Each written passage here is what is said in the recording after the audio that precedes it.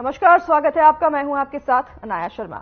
हरियाणा विधानसभा के बजट सत्र की शुरुआत राज्यपाल बंडारू दत्तात्रेय के अभिभाषण से हुई और इस दौरान उन्होंने सरकार के कार्यकाल की उपलब्धियां गिनवाई और चंद्रयान 3 की सफल लैंडिंग और राम मंदिर का भव्य निर्माण करने पर प्रधानमंत्री मोदी का आभार जताया।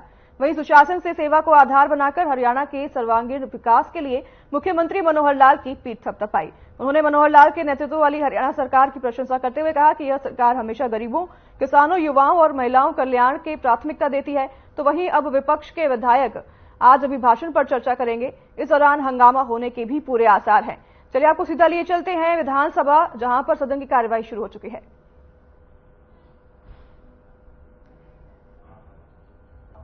कि जो जमीन हमको मिल चुकी है ड्राइंग पीडब्ल्यूडी से हमें मिल 15 करोड़ ये सोसाइटी है, 15 करोड़ हमने कर दी है और जल्दी से जल्दी इसका बिल्डिंग प्लान तैयार होने के बाद इसका काम चालू करने वाले हैं। जहां जो संस्था के जो लोगों ने जहां नियमित हैं, हमारे टोटल इसमें 21 आदमी जो हमने कौशल विकास से हैं, 13 हमारे स्कूल से हैं और 7 हमारे अपने रेगुलर भर्ती हैं और जल्दी से जल्दी इस बिल्डिंग को तैयार करने के बाद हम टेंडर करने के बाद चालू कर देंगे। जी, अब तो एनसीटी ने कह दिया है कि ये कोर्स जो है बंद कर दिया जाएगा, क्योंकि सरकार की तरफ से कुरुक्षेत्र में और दूसरा गुड़गांव के डाइट में भी शुरू किया गया। एनसीटी ने उसकी रिकॉग्निशन की परमिशन ही नहीं दी और न्यू एजुकेशन पॉलिसी 2020 आने के बाद ये जो हमारा 23-24 का है, ये भी इसमें 25-26 के उन्होंने कह दिया कि हम एडमिशंस भी अलाउ नहीं करेंगे। इसकी मान्यता भी नहीं है जो कुरुक्षेत्र में और गुड़गांव में जो शुरू किए गए बच्चों के एडमिशन कर लिए गए। अध्यक्ष महोदय, माननीय मंत्री जी से जानना चाहूंगी, उन्होंने लिखा कि वो अमान्य है, वो इलीगल है। तो आज तक 11 साल तक हमने इस पे बहुत प्रयास किया, धरना प्रदर्शन वहां पर लोगों ने किया। इतना बड़ा संस्थान जो कि राष्ट्रीय स्तर का है, राष्ट्रीय स्तर का एनसीईआरटी के द्वारा इस पे नेशनल लेवल का टेस्ट लिया जाता है। पूरे देश भर से बच्चे बच्चियां यहाँ पर पढ़ने के लिए यहाँ पर अध्यक्ष महोदय आते हैं, लेकिन बड़े दुर्भाग्य की बात है, न बिल्डिंग है, न हॉस्टल है, न टीचर्स के लिए, प्रोफेसर्स के लिए है और दूसरा कोई भी भर्ती की ही नहीं गई। 2013 से कोई भर्ती ही नहीं की गई, केवल कॉन्ट्रैक्ट पे डायरेक्टर भी जो कि क्वालिफाइड नहीं है। सब कुछ विधायक जी ने बता दिया है। जिस विधायक जी बार बार उस पर कह रहे हैं, शिक्षा पूर्व में शिक्षा मंत्री रही हैं और सब कुछ 2013 में ने किया। उसका जहां रूल बनने हैं, रूल की जहां भी रूलों की जो भी रूल बनने हैं, इसके अलग से सोसाइटी है, उसके रूल बनने के बाद हम जल्द से भर्ती करने वाले हैं और जितने कोर्स हैं और उसके जल्दी से जल्दी बिल्डिंग बनने के बाद समय में जमीन हम एक बार नहीं कर सकते, लोगों से करके जमीन की सहमति हुई है और जल्दी से बना के तैयार देंगे। हम चाहे झज्जर की बात करें, गुड़गांव की बात करें, कुरुक्षेत्र में है, गुड़गांव और कुरुक्षेत्र 3 जगह इस तरह से राज्य बनाए हैं और जल्दी से जल्दी इसके जो बीएससी हैं, जहां बीएससी बीएड बच्चे करते हैं या बीएससी करें या बीएड करें, उनको साथ साथ हम जल्दी जल्दी पूरा करने का काम करें। कि आपने जगह कहां पर आइडेंटिफाई की है जहां के लिए आप टेंडर कॉल कर रहे हैं? कौन सी जगह है जहां पर ये संस्थान बनाया जाएगा? अधिकारी का काम है, जहां भी जगह जहां के लिए ऑप्शन है, पीडो बीएनआर ने जहां भी जमीन या डीसी ने रिकमेंडेशन कर। अध्यक्ष महोदय, मेरा प्रश्न लगा है, 4 साल पहले भी लगा था और हमने जब इसको यहाँ से शिफ्ट कराने की कोरोना काल में प्रयास किया गया था, हमने ये कहा कि बड़ा ड्रीम प्रोजेक्ट है और ये ऐसा है जो कि न्यू एजुकेशन पॉलिसी तो बाद में आई है। 2013 में हमने एमओयू साइन करके ये संस्थान शुरू किया। कहाँ बना देंगे आप बता देंगे? जो हमने जगह दी है कहाँ बनाएंगे? आप विधायक जी आप भी बता देंगे मुझको? नहीं, आप बताएं ना, आप जगह नहीं मिली, आप बताएं अब कहाँ मिल गई, आप बताएं कहाँ मिल गई। नहीं, आप कहाँ मिल गई, कहाँ बना देंगे? नहीं, उसी के आसपास छोड़कर जा रहे हैं जहाँ पे अब तो किराए पे है। नहीं, आप बताएं ना, शहर में है, शहर में जहाँ भी जमीन है, केवल मॉडल स्कूल की, अरे मॉडल स्कूल जज्जर शहर में है और शहर में जहाँ भी है वहाँ जगह। अब तो किराए पे नहीं है, बच्चों के लिए हॉस्टल नहीं है, बच्चों को हॉस्टल बनाएंगे पर बिल्डिंग बनाएंगे। आपके अधूरे कामों को पूरा करने का हम काम करेंगे।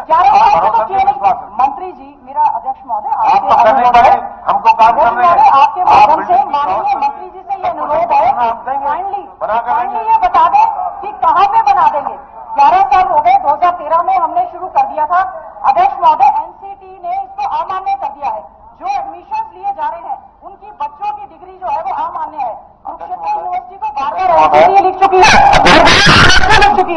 अध्यक्ष महोदय, आपके माध्यम वैसे तो इन शिक्षा मंत्री रही हमारी बहन गीता गोकल जी, इनको सबको जानकारी से भी हैं और आज भी कोई इनसे छुपी हुई नहीं होंगी, क्योंकि जिस झज्जर में संस्थान है वहां झज्जर से या विधायक है, हर मिनट की खबर इनको होती है।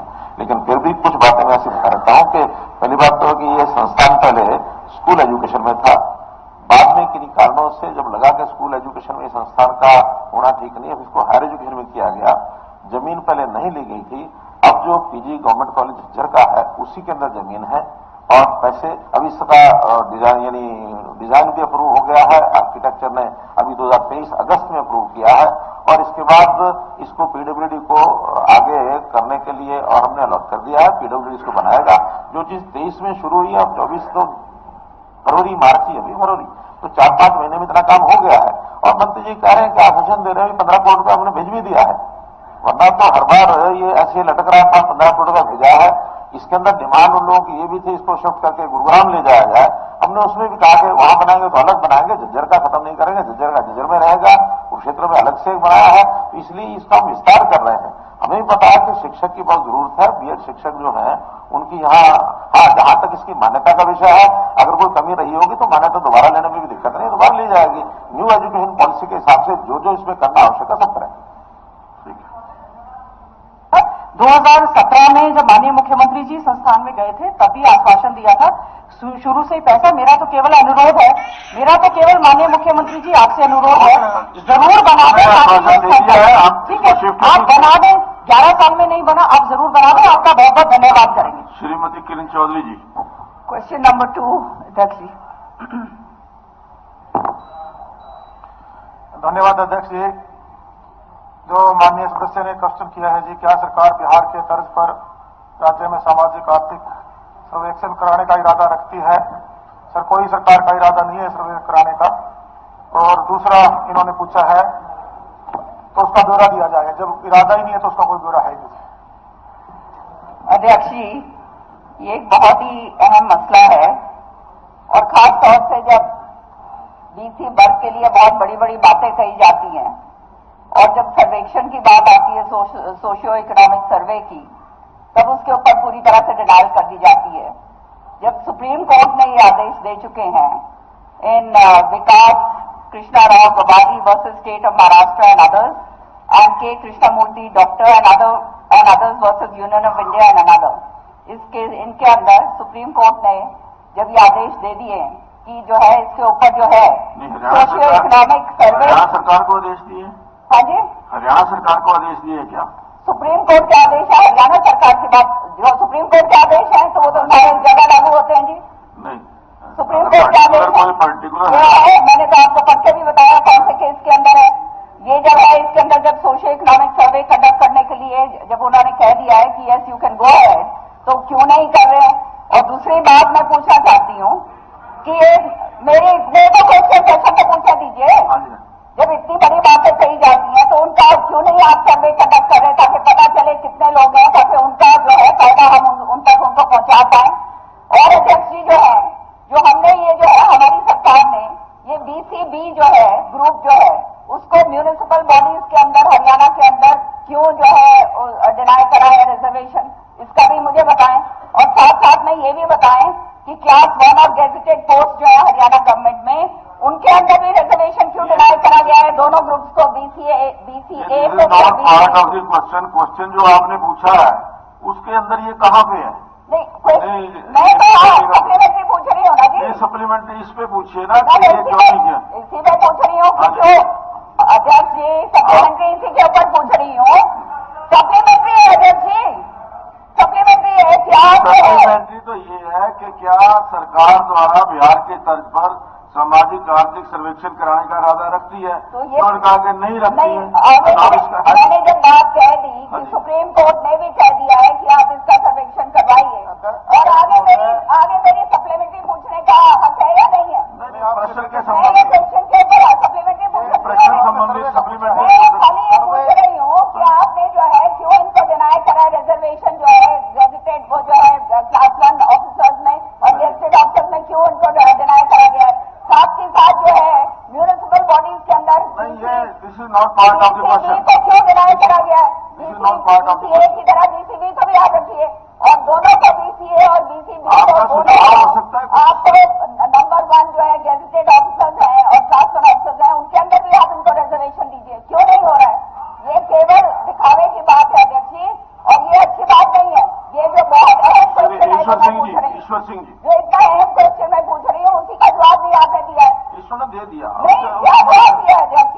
उन्होंने कहा कि ऐसी कोई पॉलिसी नहीं है। आपने यहाँ तक जवाब नहीं दिया कि सुप्रीम कोर्ट ने जब हाँ करिए तो आप क्यों ना कर रहे हैं? ये उन्होंने कहा कि सरकार की सुप्रीम कोर्ट ने हाँ करी है तो आप क्यों ना कर रहे हैं? मैं ये पूछ रही हूँ, आप ये तो बता दीजिए। जब सुप्रीम कोर्ट ने कह दिया कि आप करवाइए तो आप ना क्यों कर रहे हैं? सुप्रीम कोर्ट का कोई आदेश, अगर कोई सुप्रीम कोर्ट का आदेश है अच्छा क्या जवाब दे दीजिए ना? मैंने थोड़ी जवाब देना, जवाब देना सरकार ने। तो जवाब दीजिए मंत्री जी। हाँ जी। जब सुप्रीम कोर्ट ने कहा है, आप सुन लीजिए। हाँ कहाँ पर है जी? ये आपने नहीं पढ़ा होगा, मैं बता देती हूँ कौन से उसमें आपके क्वेश्चन से रिलेट करता ही नहीं है। आपने केस का नाम भी बता देती हूँ। आपने सिर्फ पूछा है, केस का नाम भी बता देती हूँ। आपने सिर्फ मैं दोबारा से केस का नाम बता क्या सरकार बिहार के तर्ज पर Krishna Rao Gavani versus Maharashtra and others and करवाने का इरादा रखती है सरकार ने? and others versus Union of India and another, ये दोनों केसेस के अंदर सुप्रीम कोर्ट ने कहा है कि सोशो इकोनॉमिक सर्वे होनी चाहिए। ये सोशो इकोनॉमिक नहीं करता जी क्वेश्चन। जो क्वेश्चन आपने पूछा है उसका जवाब आ गया। मालूम ही नहीं है तो ठीक है, आप जाने दो, कोई बात मालूम सबको सही कि आप ही को मालूम परिवार सुप्रीम कोर्ट का मैं बता रही हूँ। जब 2010 में सर्वे हुआ था उस टाइम जो डाटा मिला था वो डाटा के हिसाब से जो बीपीएल से जुड़ा आप पूछ रहे आप सवाल कि कितने हमारे जो 1,80,000 इनकम बढ़ा के सरकार ने की है परिवार पहचान। मैं ये नहीं पूछ रही, मैं ये पूछ रही हूँ आप ये सोशियो इकोनॉमिक सर्वे क्यों नहीं करवा रहे? आपने कहा नहीं करवा रहे, क्यों नहीं करवा रहे? सरकार सबका सुप्रीम कोर्ट ने कह दिया, आप ही के इसमें बहस नहीं हो सकती। ईश्वर सिंह जी, आपने जवाब ही नहीं दिया।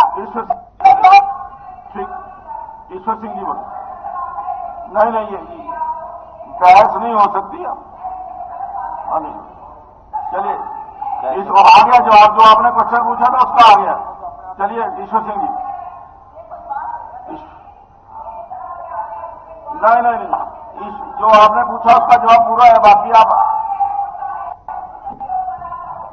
ईश्वर सिंह जी आप अपना मनोबल बोलिए। प्रश्न नंबर 3 सर।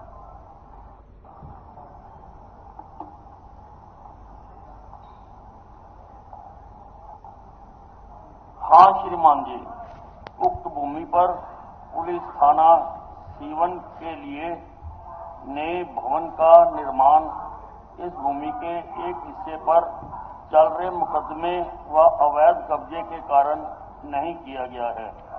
भूमि का शेष अविवादित भाग निर्माण हेतु अनुपूरक है। नए पुलिस थाना भवन के निर्माण के लिए वैकल्पिक भूमि की तलाश की जा रही है। जिस भूमि पर वर्तमान भवन स्थित है उसे निर्माण के बाद खाली कर दिया जाएगा। स्पीकर सर, होम मिनिस्टर जी ने जवाब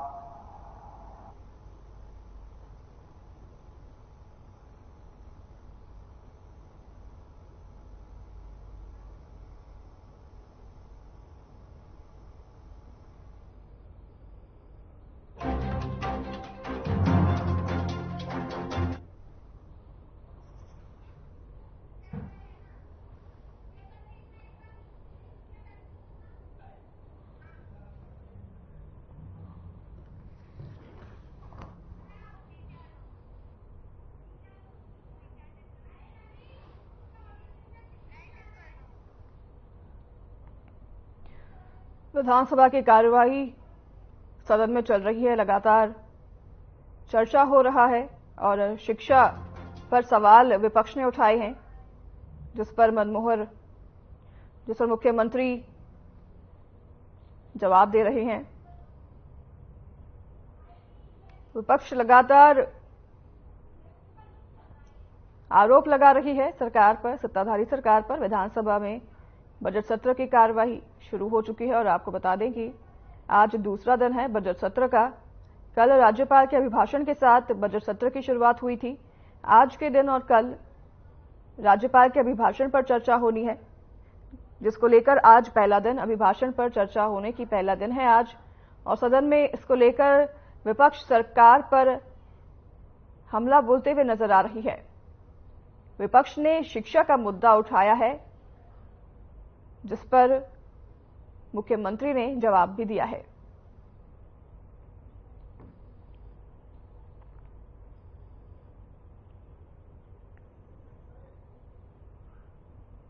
हरियाणा में विधानसभा की कार्यवाही शुरू हो चुकी है। बजट सत्र की कार्यवाही शुरू हो चुकी है। बजट सत्र कल से शुरू हो चुका था, जो उसके बाद राज्यपाल के अभिभाषण के बाद बजट सत्र की शुरुआत हुई और आज और कल के दिन राज्यपाल के अभिभाषण पर चर्चा होनी है, जिस पर विपक्ष सत्ताधारी सरकार पर हमला बोलते हुए नजर आया और शिक्षा का मुद्दा खासकर उन्होंने उठाया है।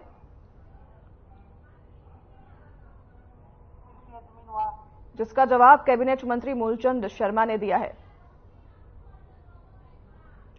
कांग्रेस विधायक ने शिक्षा का मुद्दा उठाया है, जिसका जवाब सरकार के द्वारा दिया जा रहा है। हॉस्पिटल की जमीन हमने अभी नया अस्पताल बनेगा, अभी पिछले महीने किराए पे जो ब्राह्मण धर्मशाला उसको ले लिया। अब पुलिस डिपार्टमेंट के हम कैसे लेते, वो आए, उन्होंने जो मैंने मदद करी, उनको जमीन वो दे दिया भवन। अब आप मदद ही नहीं करवा रहे, ना कर रहे, आपका महकमा कैसे करेंगे? नहीं, महकमा पूरी कोशिश करेगा और 12 सालों में हमने देखो इन जो 9 सालों में 73 थाने और भी बनाए हैं। उसका मतलब क्या लेना देना जी? 5 वुमेन पुलिस स्टेशन बनाए हैं, 31 ये भी बढ़िया जवाब दे रहे हो आप के बनाए हैं। उनमें हमारा हिस्सा क्या है? मैं बता रहा हूं कि जहां मुमकिन है हमने बनाए हैं, सरकार काम कर रही है। मैं आपको ये बता रहा हूं। अच्छा, जो पहले आपका है वहां आप लैंड अवेलेबल कराओगे या बताओगे या डिपार्टमेंट खुद आपके पास आएगा?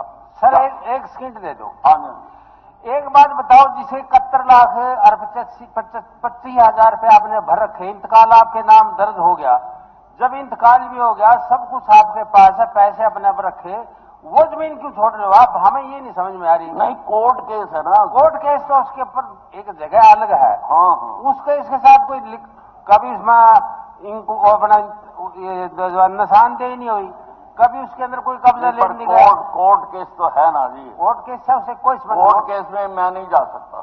कोर्ट केस यदि है तो हम कहेंगे भी नहीं। वो तो कोर्ट केस जोहर की जमीन के ऊपर दुकान है, उसमें है कोर्ट केस।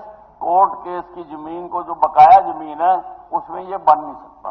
आपने आपने जो है ना पैसे भर के रजिस्ट्री होगी आपकी, तो अब तक चलो आपकी बात मान ली, तो कोर्ट केस 12 साल तक जो है ना क्यों नहीं कोर्ट को तो मैं कुछ नहीं कह सकता। तारीख ही नहीं लग रही उसके ऊपर, आपकी पार्टी नहीं है। कोर्ट के दरवाजे कहीं पार्टी अंदर मैं नहीं जा सकता।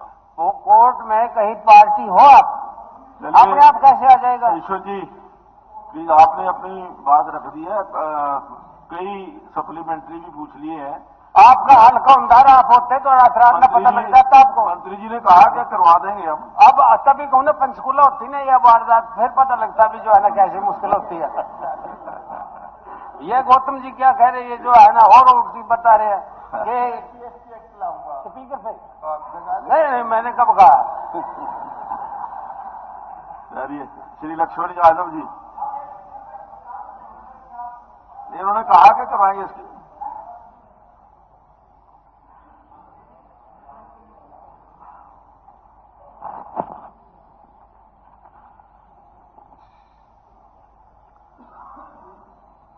नहीं श्रीमान जी, नहीं श्रीमान जी तो है ही पहली आपका, वो तो है ही पहली, उसका क्या जवाब है? तो ईश्वर जी वाला क्वेश्चन है, प्रश्न नंबर 3। लक्ष्मण यादव जी, ये लक्ष्मण यादव जी का है। अब बोल दिया था लक्ष्मण यादव जी। Question number 4। नहीं श्रीमान जी, नहीं श्रीमान जी। मंत्री जी, स्पीकर सर, वर्तमान में प्राथमिक स्वास्थ्य केंद्र ढैणा जो सरकारी भवन में कार्यरत है और भवन लगभग 25 साल पुराना है। प्राथमिक स्वास्थ्य केंद्र ढैणा की उसमें 4 एकड़ जमीन भी है और 3 कनाल में इसकी बिल्डिंग बनी हुई है। पॉपुलेशन भी जो सीएचसी के लिए होनी चाहिए वो 1 लाख का रखा है फिजिबिलिटी, उसमें भी 1,05,000 की संख्या उसके नीचे आती भी है। और जैसे पहले भी कई बार मैंने ये बात उठाई है सदन में, केवल यही आश्वासन मिला कि मैपिंग हो जाने दो। अब मैं समझता हूं इसकी मैपिंग भी हो गई और संख्या भी पूरी हो गई, जमीन भी अवेलेबल है और डिस्टेंस भी हॉस्पिटल से सीएचसी से सीएससी का डिस्टेंस भी कवर कर रहा है। इसलिए संख्या पूरी है और डिस्टेंस भी पूरा है, जमीन भी पूरी है। तो मैं मंत्री जी से निवेदन करूंगा आपके माध्यम से, अब तो कम से कम 4 साल से इस बात को मैं लगातार उठा रहा हूं, अब तो कम से कम आश्वासन पॉजिटिव देने की कृपा करेंगे। और इसी के साथ जो दूसरा बेरली खुर्द का भी उप स्वास्थ्य केंद्र से स्वास्थ्य केंद्र की हमने इसमें मांग करी है, उसमें भी ये तीनों चीज अवेलेबल है, उसकी संख्या भी अवेलेबल है, जमीन भी अवेलेबल है और डिस्टेंस भी अवेलेबल है। तो मैं ये समझता हूं अब तो 4 साल से इस डिमांड को लगातार मैं उठा रहा हूं, तो उससे पहले यही था कि भाई अभी इसकी मैपिंग सारे हरियाणा की करा रहे हैं, उसमें अगर हो पाएगा तो जरूर करेंगे। तो मेरा आपसे आग्रह है के माध्यम से मंत्री जी से कि अब तो इसको स्वीकार करें। अध्यक्ष महोदय, मैंने पिछले सत्र में कहा था कि हम मैपिंग कराएंगे, तो ये मैपिंग हमने करवा ली है और हरियाणा देश का पहला राज्य है जिसने ये मैपिंग करवाई है। इसमें हमें कितने हमारे गैप्स हैं, कितने हमारे इक्विपमेंट होने चाहिए, कितना हमारा स्टाफ होना चाहिए, हर चीज की जानकारी दी गई है। अगर मैं जिला वाइज बताने की कोशिश करूं तो अंबाला जिले में 139 एससी रिक्वायर्ड हैं, 23 पीएससी, 6 सीएससी। भिवानी जिले में एक मंत्री जी ये तो बहुत समय लग जाएगा, आप ये तो बहुत समय लग जाएगा, पूरे प्रदेश का बताएंगे आप? नहीं, तो मैं सारे प्रदेश का बता देता हूं। तो इनका ये जो पूछ रहे हैं वो बता दो आप। प्रदेश का सारा मैं आपको बता रहा हूं कि 164 सीएससी रिक्वायर्ड है, 671 पीएससी रिक्वायर्ड है और 186 यूपीएससी रिक्वायर्ड है, 4024 एससीजी रिक्वायर्ड है। ये जो इंडियन स्टैंडर्ड है हेल्थ सर्विसेज का, उसके मुताबिक इतने गैप हैं और हमने इस गैप को 3 साल में पूरा करने का निर्णय लिया है। 500 करोड़ रुपए का। आप उनका बता दीजिए, उनका क्या है? उन्होंने ये बात कही है। हाँ जी, उन्होंने ये बात कही है क्या कि भाई मैपिंग करवा रहे हैं। नहीं, तो मैपिंग तो मैं बतवा रहा हूँ, मैपिंग तो हो चुकी है, ये सारों के फायदे के लिए है, सारों के फायदे के लिए है। 500 करोड़ रुपए का बजट हमने इस सत्र में मांगा है, मुझे उम्मीद है कि आप सब पास कर दोगे।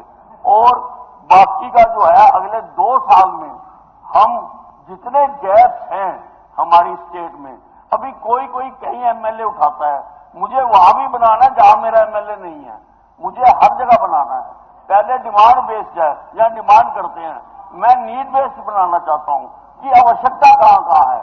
वो सारा मैंने सर्वे करवाया है और सारी रिपोर्ट है, इवन इक्विपमेंट्स की रिपोर्ट है कि कहां ज्यादा कंप्यूटर पर हाथ लगाने से हमें पता लगता है कि यहाँ 2 चेयर्स है और डेंटल डॉक्टर नहीं है और यहाँ पर चाहिए। तो ये सारा हम एक्सरसाइज करने जा रहे हैं और जहां पर शॉर्टेज होगी वहां हम खुद बनाएंगे, किसी भी मेंबर साहिबान को यहाँ पर उसकी आवाज नहीं उठानी पड़ेगी।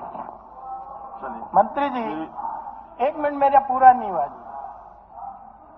मंत्री जी ये तो हमने पिछले कई बार सुना है और आपने वो करा भी लिया है, ऐसा नहीं है आपने कराया नहीं, आपने उसकी सर्वे भी करा ली है। और मैं तो सीएमओ की रिपोर्ट भी साथ लेके आया हूं, इसकी फिजिबिलिटी की सारी टोटल आपके डिपार्टमेंट को उन्होंने लिख भी 2-3 बार दिया है। और जहां स्टाफ की बात कर रहे हो वो स्टाफ भी पूरा है, कहीं कुछ नहीं करने की जरूरत, केवल उसको डिक्लेयर कर देना। छोटा मोटा तो खर्चा जरूर लगेगा लेकिन कहीं कुछ है ही नहीं, तो वहां तो कर ही सकते हो। और आपने देखा मैं विकसित भारत यात्रा में गांव-गांव में जब गया तो वहां पे डॉक्टरों की टीम भी गई और मुझे अचंभा हुआ वहां के जो चेकिंग के बाद। अब आज जो जीवन शैली है व्यक्ति की बदल चुकी है और दिनचर्या भी बदल चुकी है। और आज जब मैं उनके पास गया तो कितने ही तो जी प्लीज सप्लीमेंट्री कोई और है तो वो पूछिए। सप्लीमेंट्री नहीं जी, इसका जवाब ही नहीं आया। इसका तो जवाब ही दे देना। उन्होंने बता दिया कि मैपिंग हो गई है, अगर सब कुछ मैपिंग हो के गया। अनुसार आपका बनेगा तो वो करवा देंगे। नहीं बनेगा तो लगाने का फायदा क्या हुआ? मैं गांव बनेगा- दहीना बनेगा- जिला रेवाड़ी में एक प्राथमिक स्वास्थ्य केंद्र लगभग 4 एकड़ सरकारी भूमि पर कार्यरत है। यह संख्या कुल 37,878 जनसंख्या को स्वास्थ्य सेवाएं प्रदान कर रही है। भारतीय सार्वजनिक स्वास्थ्य मानक 2022 मानदंडों के अनुसार सामुदायिक स्वास्थ्य केंद्र स्थापित करने के लिए 1 लाख से 1,20,000 की संख्या की आवश्यकता होती है। प्राथमिक स्वास्थ्य केंद्र दहीना को सामुदायिक स्वास्थ्य केंद्र में अपग्रेड करने के लिए जनसंख्या के मानक को पूर्ण नहीं करता है। प्राथमिक स्वास्थ्य केंद्र दहीना से सामुदायिक स्वास्थ्य केंद्र गुरावड़ा 18 किलोमीटर, सामुदायिक स्वास्थ्य केंद्र खोल 18 किलोमीटर, 50 बिस्तरीय उप मंडलीय अस्पताल कोसली 17 किलोमीटर, 50 बिस्तरीय उपमंडल अस्पताल, यानी कि इसकी यहाँ पर संख्या से मापदंड पूरे नहीं होते हैं, यहाँ ये नहीं बन सकती, ये मैं जवाब दे रहा हूँ। मेरा ये निवेदन है जी, ये संख्या सुन, एक मिनट मेरा एक मिनट आंसर नहीं आया। इसमें किलोमीटर भी डिस्टेंस दिखा रखे, वो सही नहीं है, और जनसंख्या के भी आंकड़े सही नहीं है। ये तो मैं तो रिकॉर्ड की बात कर रहा हूँ। दिसंबर और मंत्री जी ने ये मान ही लिया, पतनान वहीं गिरेगा तो अलग बात है। बाकी डाटा तो मेरे पॉजिटिव कह ही रहे, इसमें कोई दो राय थोड़ी। दिसंबर जी, पर्सन संख्या 5 जी, शहीद Dhanpat Singh senior secondary school सुहाई पन्ना गांव कलिंगा में गर्ल्स स्कूल है। इस स्कूल के नए भवन निर्माण हेतु 4,79,70,572 रुपए की राशि जारी की जा चुकी है। विस्तृत एस्टीमेट तथा टेंडर डॉक्यूमेंटेशन का कार्य प्रगति पर है। टेंडर प्रोसेस पूरा होने पर जून 2024 तक भवन निर्माण कार्य शुरू होने की पूरी संभावना है। धन्यवाद मंत्री जी। धन्यवाद। प्रश्न संख्या 6, ये आगे एक्सटेंशन इसकी मांगी गई है सरकार के द्वारा और हमने उनको एक्सटेंशन दे दी है। प्रश्न 7, अध्यक्ष महोदय। कुलदीप वत्स जी एक मिनट बात तो सुन लीजिए, मेरा प्रश्न है। हाँ। और प्रश्न हमारा बड़े भाग्य से आता है, पहले लॉटरी में नंबर आए, हम लोग 5 प्रश्न देते हैं, 5 में से हमारे 3 आए। आप सदन को ये भी बताओ मेरे ही प्रश्नों पे क्यों एक्सटेंशन मांगी जाती है? भ्रष्टाचार से रिलेटेड प्रश्न है, सरकार कैसे पारदर्शी कार्य करेगी? ये सरकार का नहीं, हर सेशन में मेरे ही प्रश्नों पे क्यों एक्सटेंशन है? सरकार का अधिकार है, वो मांग सकते हैं। सरकार का अधिकार है, भ्रष्टाचार जैसा मुद्दा है, उस पर जवाब देने के लिए 3 महीने का समय लग रहा है। कुलदीप वत्स बैठ जाइए। पर्सन नंबर 7 आंसर और टेबल उसके बाद जब गया तो वहां से अगर लिस्ट ही नहीं होगा तो रिक्वेस्ट काहे को आएगी? अगर लिस्ट होगा तभी रिक्वेस्ट आएगी ना। आज अभी Kuldeep Vats ji, person number 7 answer on table sir. Speaker sir, मेरे को जो जवाब मिला, माननीय मुख्यमंत्री जी ने 2019 में स्टेडियम की नींव रखी सर, और मंत्री जी ने जवाब दिया कि ये काम अभी बाकी है। मैं माननीय मुख्यमंत्री जी का अपनी तरफ ध्यान आकर्षित करना चाहूंगा। ये स्टेडियम करीबन 25 फुट, स्पीकर सर 20 से 25 फुट मिट्टी स्टेडियम से उठा रखी है सर ठेकेदार ने, और जिसपे 60 लाख रुपए जुर्माना भी हुआ था। और खुद मंत्री जी ये कह रहे हैं कि स्टेडियम का काम पूरा नहीं हुआ है, जबकि डीसी साहब आए दिन जो वहां का कोच है उस पर ये दबाव दे रहे हैं कि इसको हैंडओवर लो, और मंत्री जी कह रहे हैं काम पूरा नहीं। मुख्यमंत्री जी मैं एक चीज मांग करता हूं आज आपसे, आप ईमानदारी की बात करते हो। इस स्टेडियम में टोटल लैंड है जी 26 एकड़, और ठेकेदार ने 25 20 से 25 फुट मिट्टी उठाई है जी, करीबन 8-10 करोड़ रुपए की।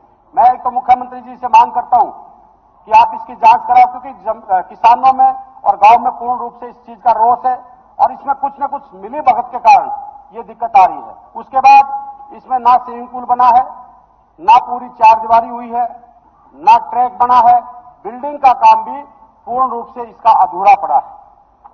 और एक तरफ डीसी साहब कह रहे हैं कि आप इसको, जो वहां पर कोच है उसको कह रहे हैं इसको हैंडओवर लो। जब काम पूरा नहीं हुआ है तो उसको हैंडओवर किस बात का, मैं पूछना चाहता हूं मंत्री जी से, ये दे रहे हैं, ये मुझे बताएं।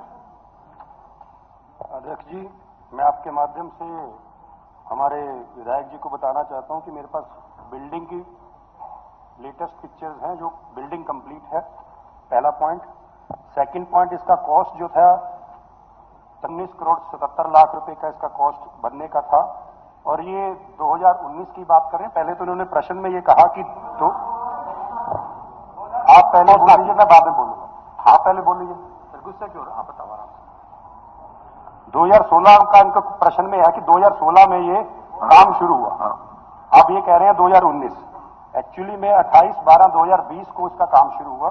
बिल्डिंग वर्क इसका पूरा कंप्लीट है और बिल्डिंग के बाद इसमें 8 जो गेमें हैं, इसका जो चाहे एथलेटिक्स ट्रैक है, फुटबॉल ग्राउंड है, बास्केटबॉल है, वॉलीबॉल का कोर्ट है, टेनिस कोर्ट है, कबड्डी है, हॉकी और हैंडबॉल है। इसका 30% जो वर्क कंप्लीट हो चुका है। चारदीवारी की 3 साइड से जो दीवार है वो कंप्लीट हो चुकी है। एक साइड पे क्योंकि पंचायत की जमीन साथ लगती है, बहुत ज्यादा गहरी है सॉरी, तो उसके कारण से वहां पर दीवार की स्ट्रेंथ नहीं हो सकती, जिसके कारण से वहां पर वायर का भी प्रावधान बनाया जा रहा है। और इसमें मैंने मेंशन भी किया है और हमारे डिपार्टमेंट की तरफ से भी कि 2 महीने के अंदर ये सारा काम कंप्लीट होगा। और रही बात अगर ये एक्शन की बात करते हैं, डेफिनेटली उसके ऊपर हम एक्शन भी लेंगे। जो भी इसमें अगर इन्होंने जो कहा हमें रिटर्न में कोई चीज एक एप्लीकेशन दे दें, डेफिनेटली इसके ऊपर एक्शन लिया जाएगा। सर, स्पीकर साहब, हो गया जी। स्पीकर साहब एक सेकंड, मैं बता दिया 2 महीने के अंदर कंप्लीट हो जाएगा। वो ठीक है, जो मंत्री जी ने बात की कि बहुत गहरा है, मैं वही बात कह रहा हूं कि 26 एकड़ की मिट्टी 20 से 25 फुट की, उन्होंने बोल दिया को लिख करके दे दीजिए। आप मैंने दिया सर, लिख करके दे दो, इंक्वायरी करा जब मैं आज विधानसभा में सीएम साहब से मांग कर रहा हूं, इसकी जांच करा देने की आपसे बड़ी क्या चीज होगी। और ये फोटो की बात करता हूं, मैं फोटो मैं भी लेके आ रहा हूं सर, मैं फोटो लेके, सीएम साहब मैं आपको दे रहा हूं फोटो, आप फोटो देखो। और मिट्टी जो उठी है, श्री रामकरण जी, मैं आपको दे रहा हूं, ये फोटो में दे रहा हूं। प्रश्न नंबर 8।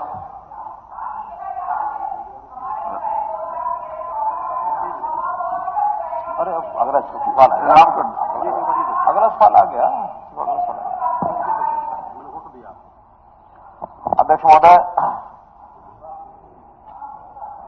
माननीय सदस्य महोदय ने जो प्रश्न किया है उसमें पहला है कि परिवार पहचान पत्र में गलतियों को सुधारने और विसंगतियों को दूर करने के लिए कोई प्रस्ताव सरकार के विचाराधीन है।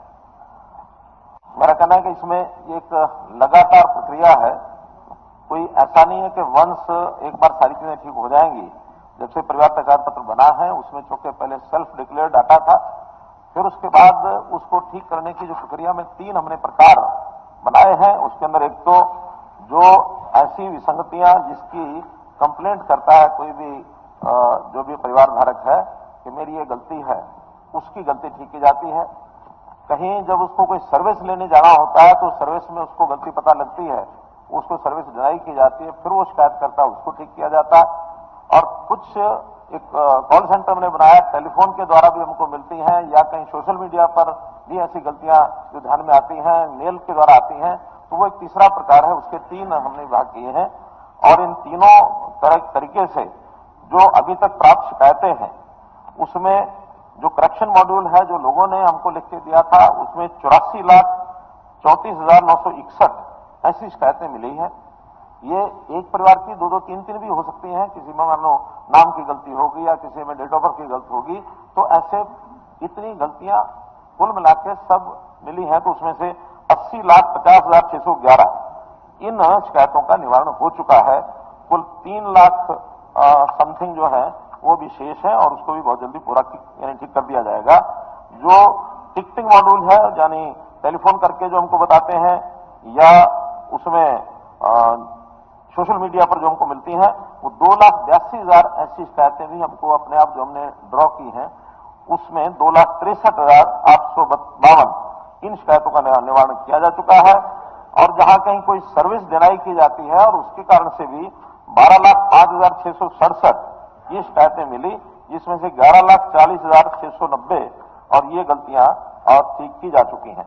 इसमें जो अलग अलग प्रकार हैं, जो गलतियां उसमें मिली हैं, वो नाम से लेकर के और अलग अलग जो उसमें कॉलम है, अगर मैं उसको सबको पढ़ता हूं तो किसी का टेलीफोन नंबर है वो बदल गया है, किसी के एड्रेस में कोई कमी रही है, किसी के बैंक अकाउंट में कई बार नया अकाउंट खोल लेता है तो उसको बदलवाना चाहता है, कहीं कास्ट कैटेगरी में भी कहीं गलत उसने पहले बताया, चढ़ाने में क्लेरिकल गलती के कारण से भी ऐसी 85,000 गलतियों को ठीक किया गया है। मेंबर्स जहां कहीं प्रारंभ में कुछ गलतियां ऐसी हुई कि एक आध मेंबर कोई ज्यादा चढ़ गया या कहीं मेंबर दूसरे स्थान के ऊपर किसी इंफॉर्मेशन के कारण से बदल गया, तो ऐसे उसको उसमें ऐड करना है। डेट ऑफ बर्थ की भी 5,04,000 गलतियां ऐसी मिली हैं, क्योंकि पहले केवल वर्बल उन्होंने अपनी डेट ऑफ बर्थ बताई, बाद में उनका जो गलती ध्यान में आई है, क्योंकि डेट ऑफ बर्थ एक ऐसा महत्वपूर्ण विषय है कि हर जगह पर उसका उपयोग होता है, फिर उसका डॉक्यूमेंट लेकर के और उनको भी ठीक किया गया। 5,04,000 ये भी गलतियां उसमें ध्यान में आई हैं। जहां कहीं व्यवसाय के नाते किसी ने हाउसवाइफ लिखाया या कोई काम कर रही है महिला, या किसी का पहले विद्यार्थी था बाद में उसको काम कोई मिल गया, तो उस नाते से जो एंगेजमेंट है उसमें भी कुछ चेंजेस हुई है।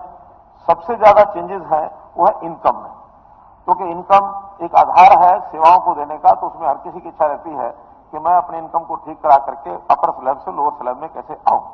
उसके लिए वेरिफिकेशन करा करके ही हम किया जाता है। उस वेरिफिकेशन में लोकल कमेटी होती है, फिर ब्लॉक स्तर पर एक सेक्टोरल कमेटी होती है, फिर जोनल कमेटी है और उसके बाद डिस्ट्रिक्ट कमेटी।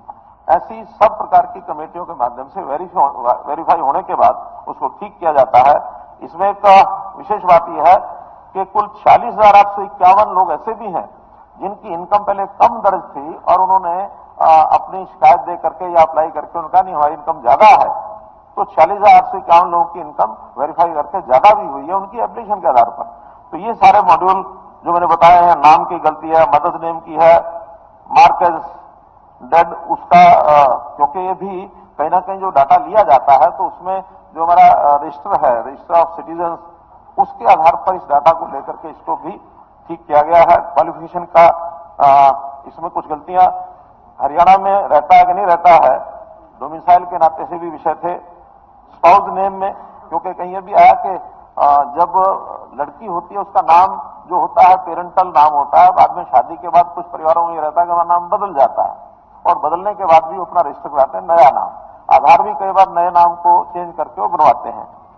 इसी प्रकार मेंबर स्प्लिटिंग यानी फैमिली स्प्लिटिंग, एक परिवार के दो परिवार अलग अलग हुए तो उनको भी अपने परिवार अलग कराने में उन्होंने एप्लीकेशन दी है। तो ऐसे कुल मिलाकर के 22 कैटेगरीज हैं जिसको अलग अलग अध्ययन करके और 84,48,000 जो हमने बताया, इसमें 3,86,330 ये अभी पेंडिंग है, जो लगातार चलने वाली प्रोसेस है।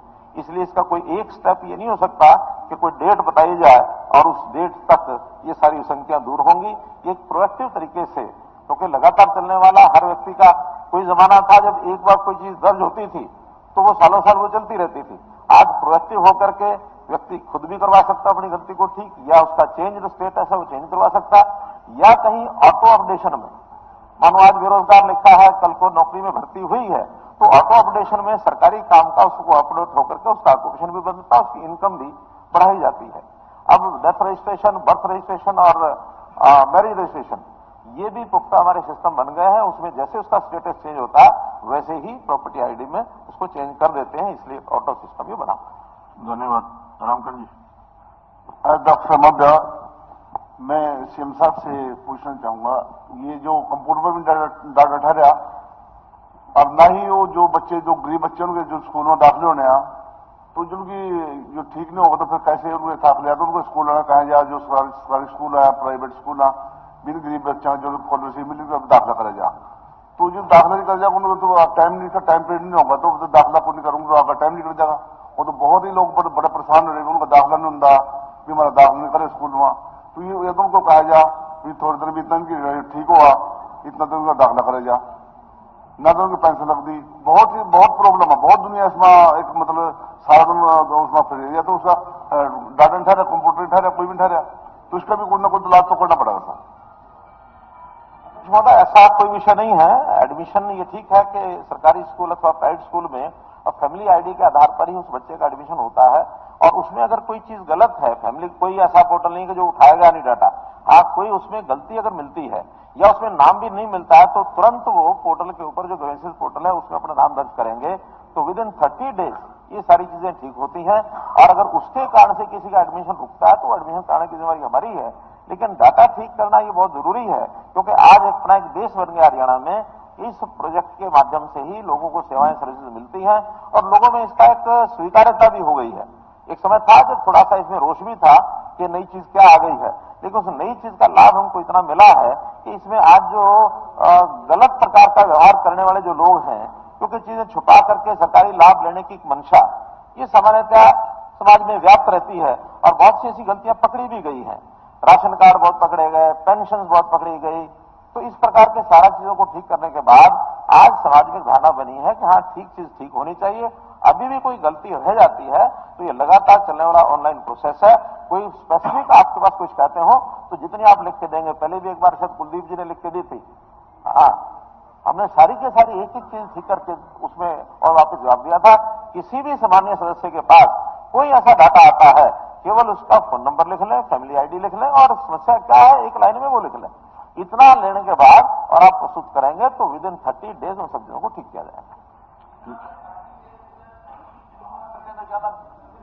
ये 30 डेज इतना लेंथी है, सारा सिस्टम इतनी कमेटियां बना दी हैं, उसकी बजाय एसडीएम को और उनको पावर दे दो ताकि वो 24 घंटे में उसको ठीक कर दें। धन्यवाद। उसके लिए बहुत चक्कर काटिए, कमेटियां बहुत लेंथी होगी। धन्यवाद। इसको थोड़ा जल्दी हो जाए तो ठीक, मैं उसको जल्दी जो जिसके पास है उसको जो गरीब आदमी जिसकी बननी है उसको तो मिल नहीं रहा है, जो मतलब जिसकी गलत बने उसको आप लिख करके दे दो, आप एक लिस्ट आप लिख कर पहुंचा दें उसके बाद।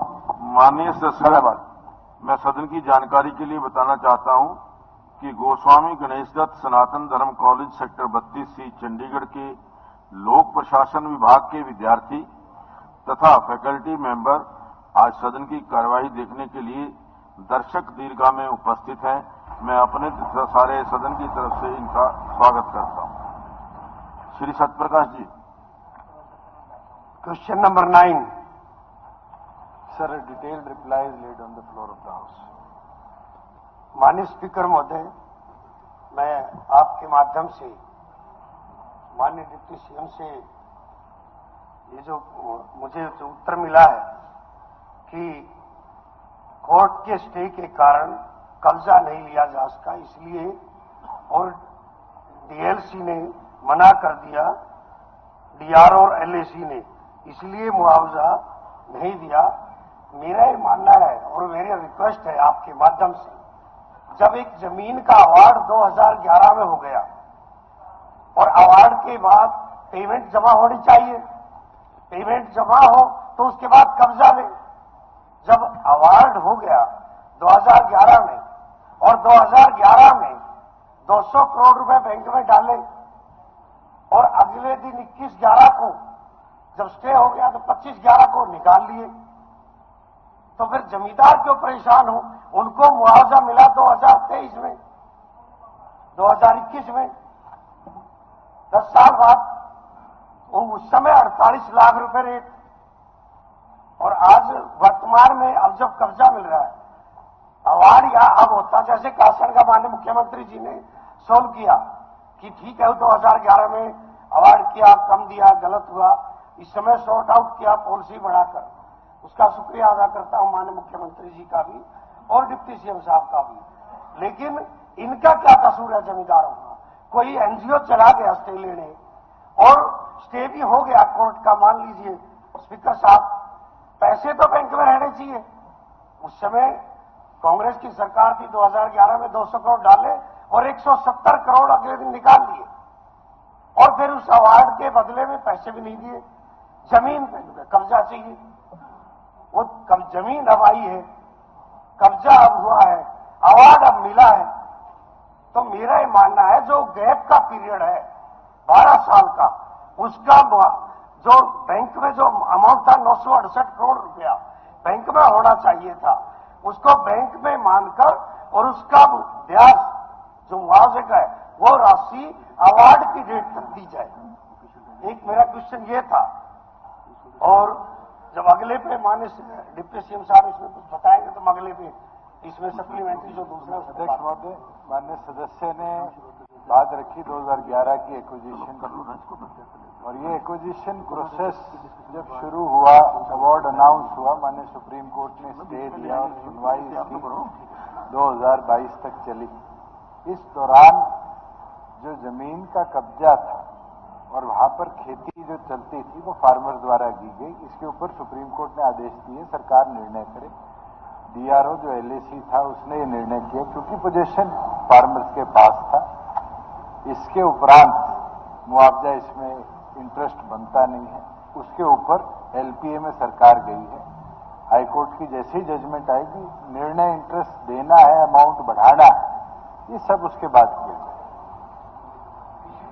क्वेश्चन इसी का ही नंबर 2 पार्ट 2, जो 912 एकड़ जो जमीन है उसमें 445 एकड़ जो बिल्डरों को दे दी थी उस समय, उसका कोर्ट का आदेश हुआ है गुरुग्राम कोर्ट से, माननीय सुप्रीम कोर्ट के डायरेक्शन में कीर का रेट रिवाइज किया जाए, जो उस समय जमीन का रेट था उसके हिसाब से लोअर कोर्ट ने तय कर दिया 69 लाख रुपीज और 48 लाख रुपीज के उनका मिला था। इतने बीच का जो कंपनसेशन और उसका ब्याज जो 445 एकड़ की जमीन है 912 एकड़, वो भी माननीय हुड्डा साहब भी आ गए, उस समय की है ये 912 एकड़ जमीन जो उस समय, उसका भी मुआवजा और ब्याज जो सुप्रीम कोर्ट ने डायरेक्शन दी है कि वो सरकार को जमीन दे दिया बिल्डरों से लेकर, तो उसका जो गैप का अमाउंट बढ़ता है वो कोर्ट ने आदेश दिए हैं। और अभी माननीय जैसे इसमें रिप्लाई में लिखा हुआ है, मंत्री जी ने कहा डिप्टी सीएम साहब ने कि हम उसकी अपील कर रहे हैं। मेरा मानना है कि अपील क्या हाउस बैठा है, उन लोगों के साथ जायज न्याय होना चाहिए। जो कई बार कार्यपालिका और न्यायपालिका कोई निर्णय विपरीत करती है तो ये विधान पालिका में आवाज इसलिए उठाई जाती है कि उसको न्याय मिले, और इसलिए उसको न्याय दिया जाना चाहिए। 445 एकड़ जो जमीन की जो हरियाणा सरकार को दे दी है उन बिल्डरों से लेकर उस जमीन का भी। और इसी में मेरा तीसरा भी है, पहले इसका एक बार आ जाए तो मैं तीसरे की बात। अध्यक्ष महोदय, पहली चीज तो पहला, दूसरा, तीसरा माननीय सदस्य जो कागज पर पढ़ रहे हैं वही जवाब मैंने देना है। कॉम्पनसेशन जो है 180 फार्मर्स के लिए कोर्ट ने डिसाइड कर दिया, 7 पेंडिंग है। सरकार जैसे 7 का निर्णय आएगा हम उस पर निर्णय करेंगे। और एक ये इसी में तीसरा है कि जो 27 एकड़ जमीन जो थी जहां का सर्वे भी कराया है, जिसमें 300 मकान बने हुए हैं, उनको रिलीज राहत देने का निवेदन भी मैंने इसमें किया है। इसमें आपने कहा भी है, मैं इसका आभार भी व्यक्त करता हूं माननीय मुख्यमंत्री जी का, डिप्टी सीएम साहब का, कि इसको रिलीज करने की प्रक्रिया जारी है। मेरा आग्रह है कि उसको भी जल्दी कर दीजिए। धन्यवाद। अध्यक्ष महोदय, जहां रिलीजिंग की बात है, सुप्रीम कोर्ट के ऑर्डर में किसी एक एप्लीकेट ने लिखा था कि 27 एकड़ पर स्ट्रक्चर बने हुए, जो कि सत्य नहीं है। ग्राउंड सर्वे हो चुका है, ग्राउंड ट्रूथिंग चल रही है। कुल मिलाकर 116 ही स्ट्रक्चर उसके अंदर है, और एरिया जो है वो पूरे प्रोजेक्ट के अंदर 27 एकड़ नहीं है। पहले ग्राउंड ट्रूथिंग के बाद इंच टू इंच जो हमें लैंड डिमार्केशन होगी, उसके बाद ये सरकार निर्णय लेगी कि क्या उसी स्ट्रक्चर को रिलीज करना है, अगर वो वायबल बनता है, और अगर नहीं बनता तो आरएनआर पॉलिसी के तहत माननीय सुप्रीम कोर्ट के आदेश अनुसार उनको रिहेबिलिटेट करने का हम काम करेंगे। क्योंकि प्रोजेक्ट जो है बड़ा अहम है और केएमपी के साथ लगा हुआ आने वाले भविष्य के अंदर बहुत ज्यादा इंडस्ट्रियलाइजेशन इस एरिया के अंदर होगी। उसको देखते हुए समझते हुए सरकार अपना निर्णय करेगी। कुल धन्यवाद करता हूं, लेकिन प्रोजेक्ट अहम है, थोड़ी सी जमीन जो पहले है वो भी अहम है लोग, इसलिए एक माननीय स्पीकर साहब एक रिक्वेस्ट है, बस अब कोई कमेटी बना दी जाए।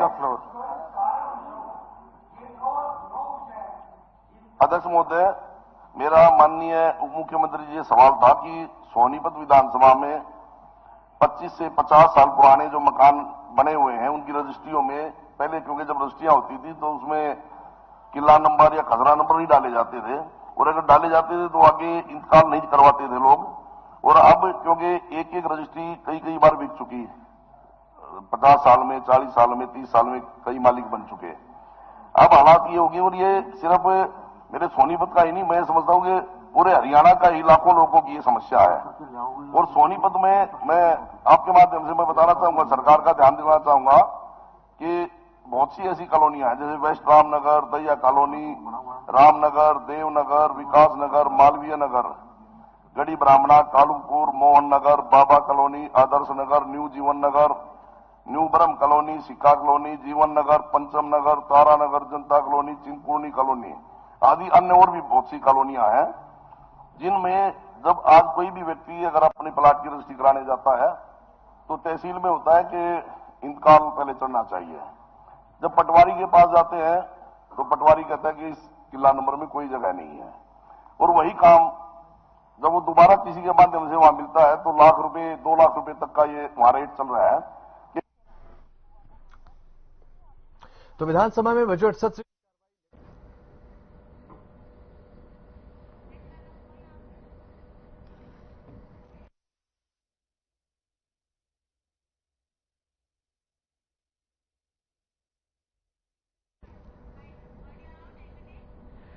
चलिए, तो फिलहाल इस कार्यक्रम में हमारे साथ बस इतना ही। जल्द लौटेंगे आपके पास। फिलहाल के लिए आपसे लेंगे विदा। नमस्कार।